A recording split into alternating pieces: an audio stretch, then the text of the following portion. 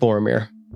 Like, the whole movie has been building to this moment where he tries to finally take the ring from Frodo. This is another moment where, like, I'd never heard it up until when it was in theaters. When, like, a couple months ago it was in theaters. You can hear the ring talking during this scene. Mm-hmm. That as he's grabbing, you can hear that it's like, you know, I'm sure it's saying, take me, you know what I mean? Like, it's rooting for Boromir. That it's just very frightening. I really like how kind of that weight is shown again, but in a different way, if that makes sense. With, like, as soon as Frodo disappears and then Boromir gets kicked, it's bad when he goes like, I can see into your mind, you know, you're gonna give the ring to Sauron.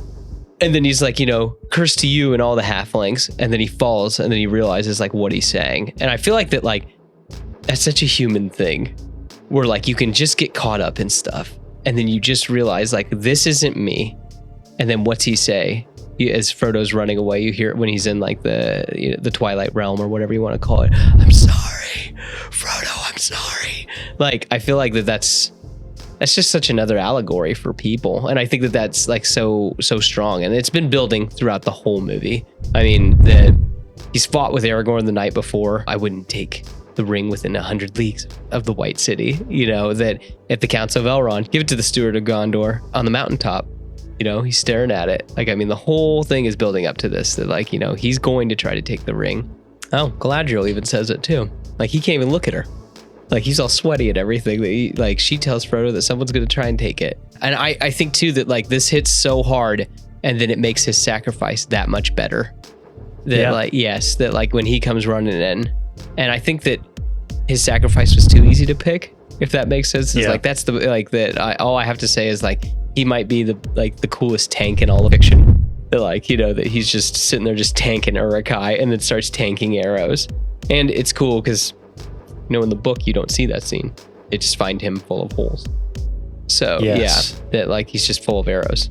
So I think it's cool that we got to see that. It's also at the beginning of Two Towers in the book. It's not at the end of Fellowship. Yes. I still struggle with what Boromir means as a character. I feel like I'm missing something with him, just personally. This is, like, my own personal experience with the movies and the books. Because, like, each member of the Fellowship means something, right? Like, you have the elf's perspective, you have the dwarf's perspective, you have Frodo the ring bearer, you don't see Boromir as being the twisted version of Aragorn? Yes, I was about to say that. Okay, it's like you have the two halves of men with Aragorn and Boromir. Mm-hmm. And what I love that Tolkien does and what the movie does as well is that Boromir is not too far gone, just like none of us are too far gone. He is constantly being driven by selfish desires, but he also has moments of nobility throughout the movie. Yeah, where he'll save someone, he'll pull someone out of the way.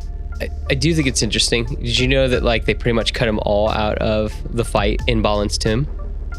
He's in the fight in the extended. Okay. It's because he gets pulled by the cave troll. He's still holding on to the chain by accident, and he gets taken out. Interesting. And so I think it's really interesting that that's the first time you see him fight is against the Uruk-hai. That they're saving that all for his sacrifice. So I think that's really cool. That is interesting. Yeah.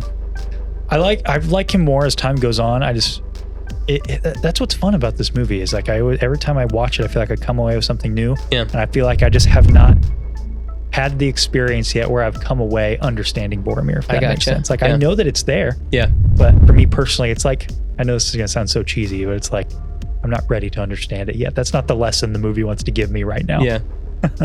I love that scene too, where you hear the womp womp and then the Horn of Gondor, and then it, like, you know, it cuts that overhead shot of him backdropping that one. Like, I'm just like, dude, that's cool filmmaking.